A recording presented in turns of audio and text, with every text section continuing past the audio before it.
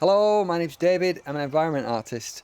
And here we are today in Avatar Frontiers of Pandora, my retreat into another world today, because I feel I need it. So here we are. I will just bring up the map. We're in the DLC area, Heart of the Plains. So our main games all down there, Kinglor Forest, Upper Plains. My last few videos were in the Spires of the Clouded Forest, that wonderful vertical, kind of very flight-oriented DLC. Really amazing map and super complicated as well.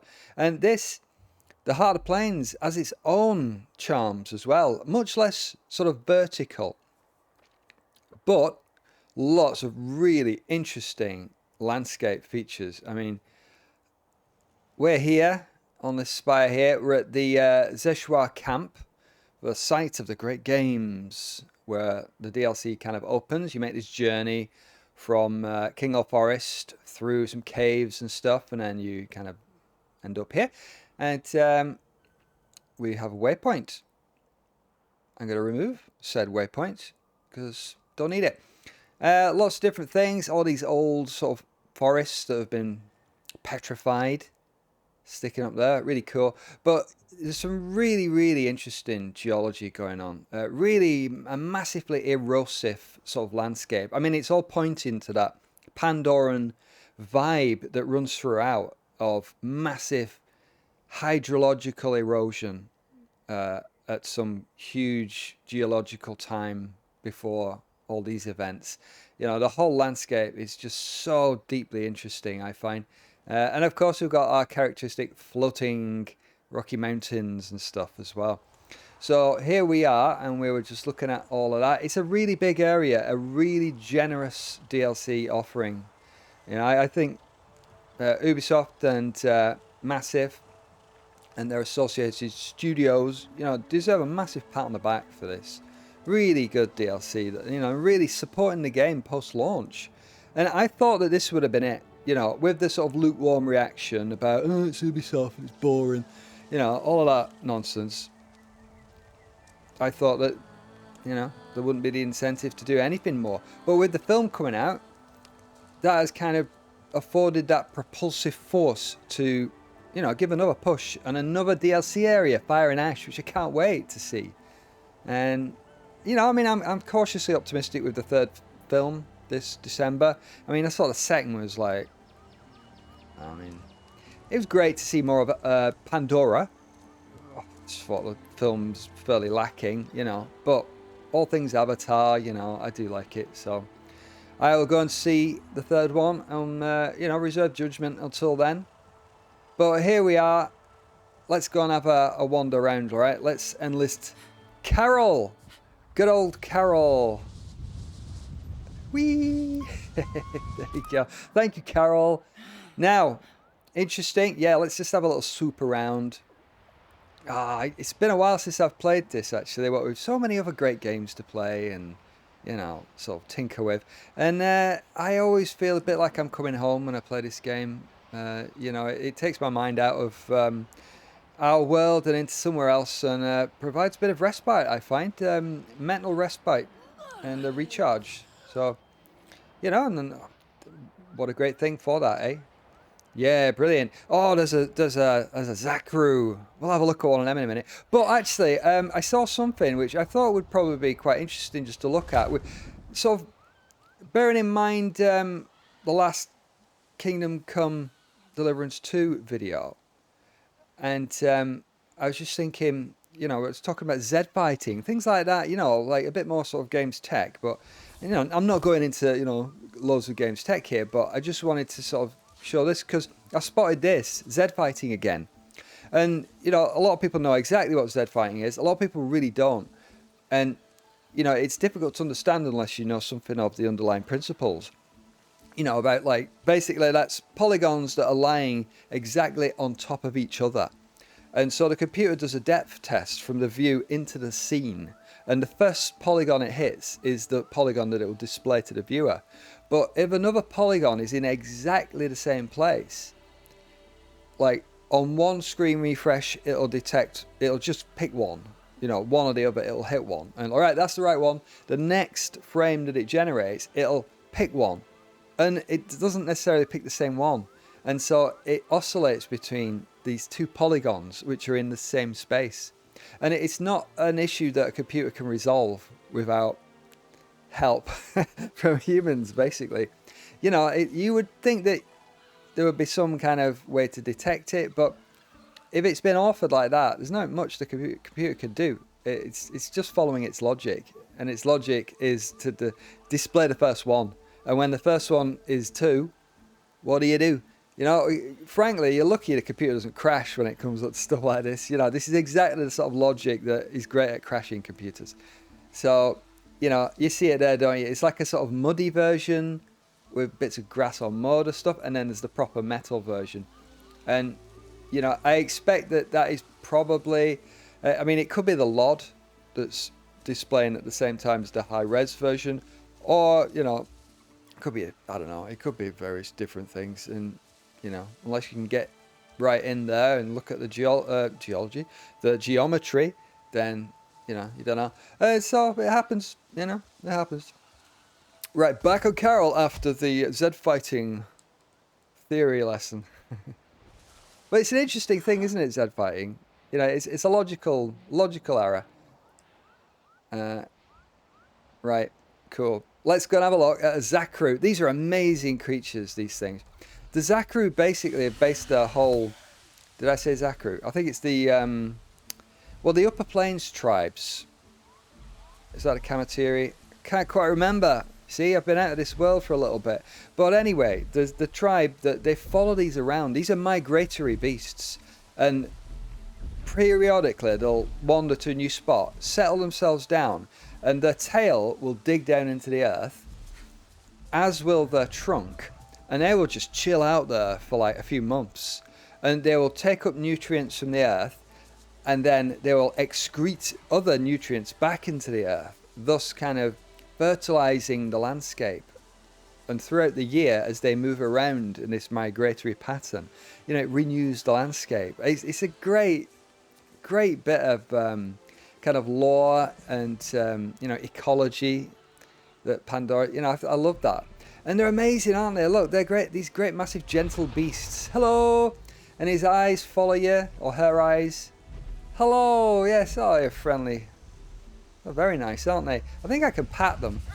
Oh no! I'm sure I could pat them. But that was a punch. We're just testing. Not that they'd feel it, would they? But I mean, look at the modelling on that, the character modelling. Isn't it brilliant? Even in the seams there, I mean, you know, you can see a bit of stretching and a slight seam there, but I mean, it's so good, isn't it?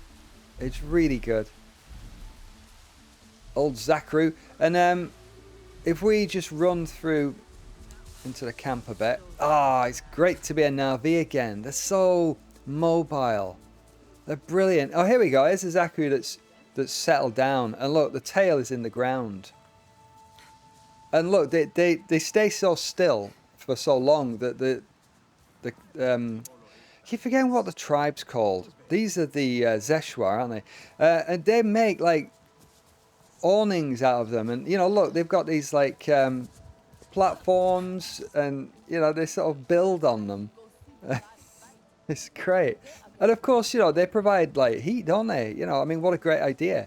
And they milk them as well, and they make sort of milks and cheeses and stuff. Oh look, there we go, there's the trunk dug in. Amazing, eh? And they're chilling out, but look at the eye follow you, or eyes. Hello. And they form like really close bonds with these creatures. And the RDA flew in and killed some of them, the beasts. So we were not happy with that. But most of them are still here. But look, I mean, look, that's that dude over there on his platform. And they colour them in all these like awesome patterns. And yeah, you know, it's very, it's a really cool cultural detail. Here we are. Right. So, it's kind of cool, isn't it? Wish I was a Na'vi, tell you.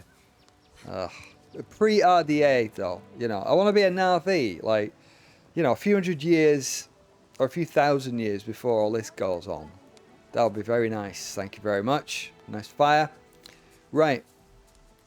I'm gonna find my campfire, pass a bit of time of day because it's going into evening, isn't it? So I always forget which fire it is that you can you know, advance time. I mean, this looks like one you should be able to do it on, but nice fire though, isn't it? Oh, lovely. Right. Thank you, Zakrus. Good to see you all. And let's have another wander. Called Carol. Carol! Carol! Oh, Carol! Oh, my Carol! Carol! Faithful Carol. Ever available for our wanderings. And let's have a good old fly around.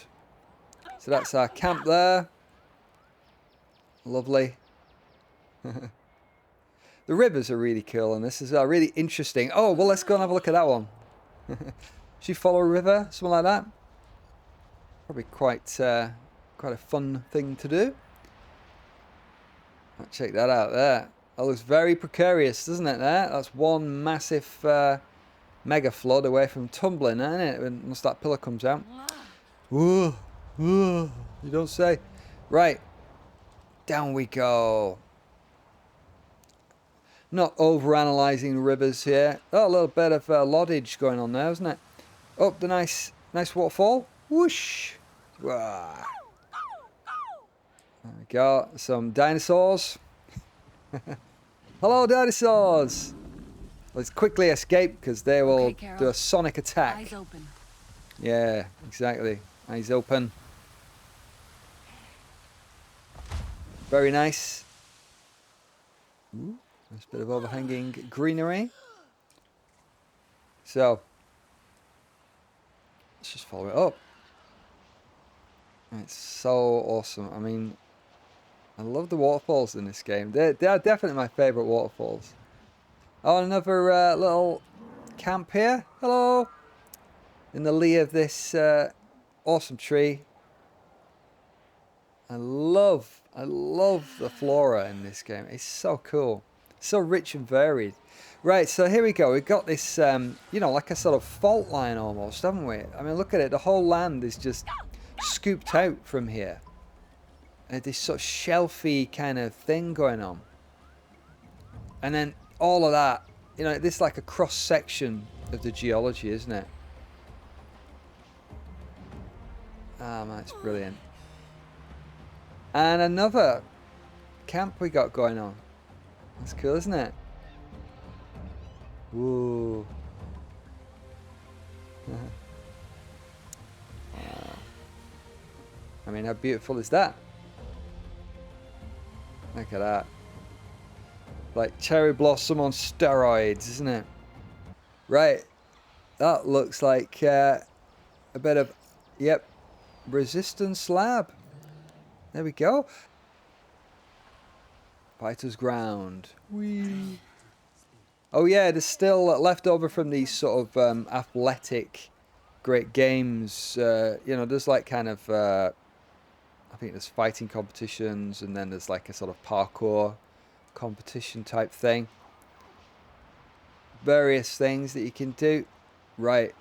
Well. So this, yeah, so that's very much the boundary. I mean, it's a pretty nice boundary as it goes, isn't it? You know, the geology is supporting the edge of the play area. And all the, you know, the play area is in this sort of like massive basin, basically, isn't it? So, let's head down there. Let's have a swoop down. Really nice rocks, aren't they? It's really good.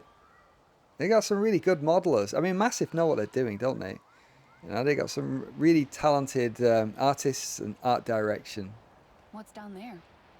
Yes, what is down there, you might ask? Ooh. Well, let's have a swoop up here. A tree there, left uncollected. Cool. Lots of sort of vegetation things. Wow, watch out, Carol. Carol's really maneuverable. It's great. Blue. Lots of blue stuff. I think that's one of the things that makes it so distinctive, isn't it? Apart from the size and all the floating stuff, you know. But we have very, very little blue foliage on Earth. Oh wait, like even foods. In fact, you know, there's not that much blue in nature. You know, other than water and sea and sky. You know, obviously, but you know, I mean, it's like actual creature, flora and fauna.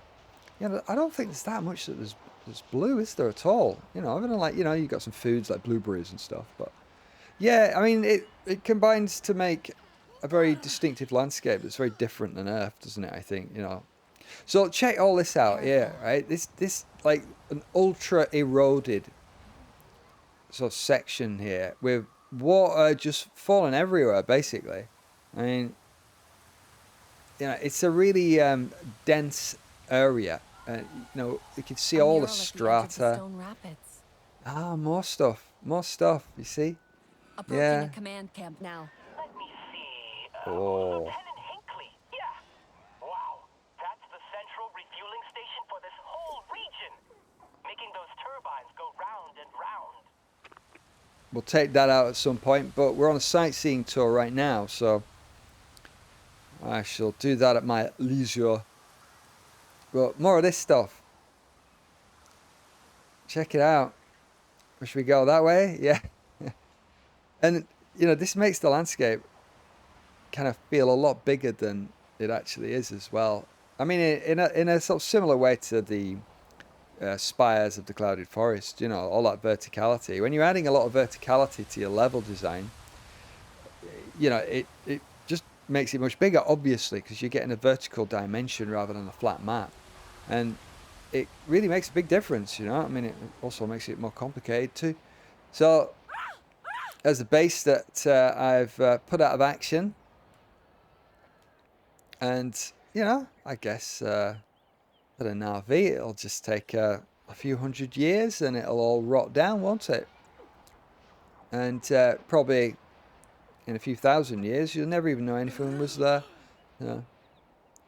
There we go. So that's that base that we just saw. It's like a sort of catchment area almost, isn't it? There's a lot of stuff flowing into it. Look at those multiple levels of waterfalls and stuff, you know, all coming from up there. I see one of the support camps. Should be a Another one there. communications one. They'll be coordinating troop movements from there. Yeah, right, yeah. Yeah, because if we bust out the map there, yeah, I still got stuff. Lots of stuff to do, in fact. So that's where all our water's coming from up there. So that's, yeah, the northern edge. Let's have a little swoop down here. And yeah, probably just head over to the edge. Oh, I love these floating mountains. They're really interesting, aren't they? And as I've said before, you know, the organization in making this stuff is really interesting. I don't know. I don't know of any other game that Carol. has got Eyes open.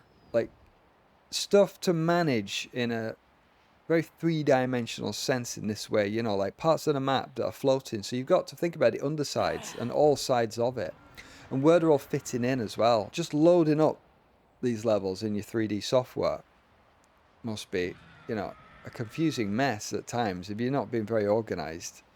You know, you'd need to be hiding and organizing all these assets like really cleverly. Otherwise, yeah, your working files would just be a complete disaster. Yeah. And keeping track of them all as well. So this is the western edge here, out to sea. Cool. I wonder if there's any sort of Na'vi bases in here. I bet there is. We'll go and land at a base. There's bound to be one in here somewhere. Ooh, look at that as well. Oh, cool. Yeah, there's one all the way at the top there. So I think there's a storm glider hanging around. Yeah, look at that up there. That's a storm glider. Like a really big Ikran. There we go. I think that looks like a little base over there. Let's head over there. Come on, Carol. Get some altitude. These Zeswa love the kites. Yeah, I mean, probably an awful lot of wind erosion, I'd imagine, of all this stuff. I think this is the site of parkour challenge, I believe. Let's just land here.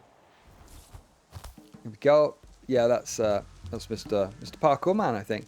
Bit of cookery. Love a bit of cookery. Oh, head off. Where's Carol gone? She got tired of waiting for us, isn't she, Carol? Oh no, there she is. Hello, Carol. Right, whoops. A little bit tricky with the camera on the rock face there, wasn't it? Right, so look at that. It's a big mess.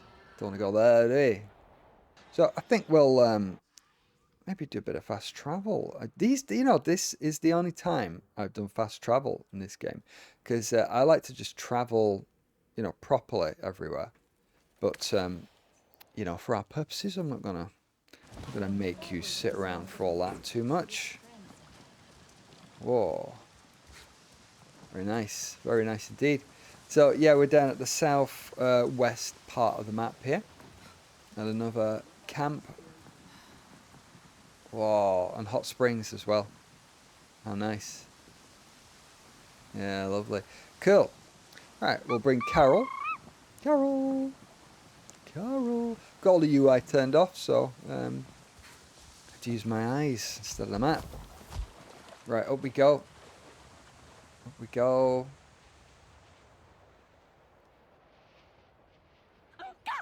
There we go. Have we got a bit of rain going? Oh, is it raining? Or is that just... Oh, that's our speed particles, isn't it, going past us to give you the impression of speed. Yeah, old trick that. Space games use that a lot, don't they? You have these little sort of dust particle things that whiz by you. Otherwise, you've no way of knowing you're actually moving, especially in a space game. So, there we go. So that's the edge of the world there. I mean, kind of like the way they handle the edges of the world. It just turns you round if you're in the air, and you can't really access it on foot, so that's not a problem. But they got sensible barriers. The geology supports the edge of the play area. Again, just really well designed maps. I think they're just really good. So What's down there? where did we start off from? Oh yeah, there we go. You see that kind of over yonder. That's where we started off at the camp there, and yeah, we're down at the southwest side. Cool. Right, so that was quite a nice little revisit. Peaceful little revisit to Pandora. And I think we'll leave it there. Thanks for joining me. Well, that was interesting. And I'm eagerly awaiting the third-person update and the new DLC.